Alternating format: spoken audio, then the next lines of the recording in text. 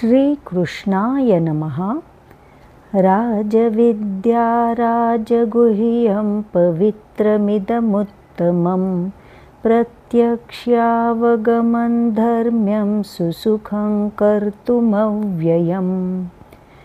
श्रीकृष्ण म्हणतात, हे ज्ञान, हे माझं गुप्त रहस्य राजासारखं श्रेष्ठ आहे आणि गुह्यामधलं गुह्य आहे।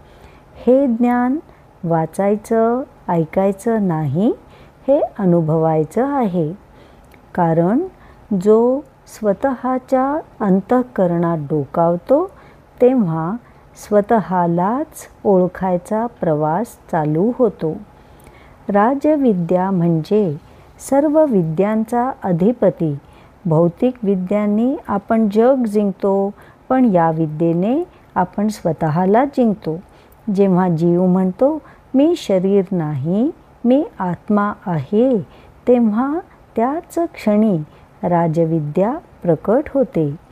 राजगुह्य, कारण हे रहस्य शब्दात सांगता येत नाही, हे प्रेमात अनुभवावं लागतं। जेव्हा भक्त आणि भगवंत यांच्यातील सीमारेषा मिटून जाते तेव्हा ते ज्ञान होते।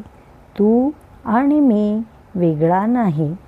हे ज्ञान पवित्र आहे, कारण ते मन शुद्ध करतं आणि अहंकाराचं ओझं हलकं करतं।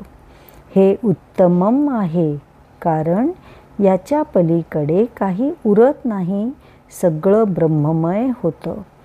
प्रत्यक्षावगमम आहे, म्हणजे जाणीवेतून अनुभवणं, शब्दात नाही, विचारात नाही, तर शांततेतून उमगणारं ज्ञान।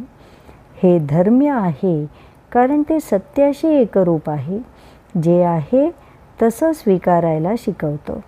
आणि हे सुसुखम कर्तुम आहे, यात कोणतीही जबरदस्ती नाही।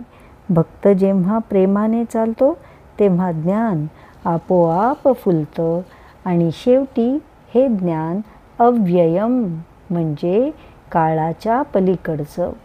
शरीर जाईल, काळ बदलेल, पण ज्ञानाचं तेज कधी कमी होत नाही।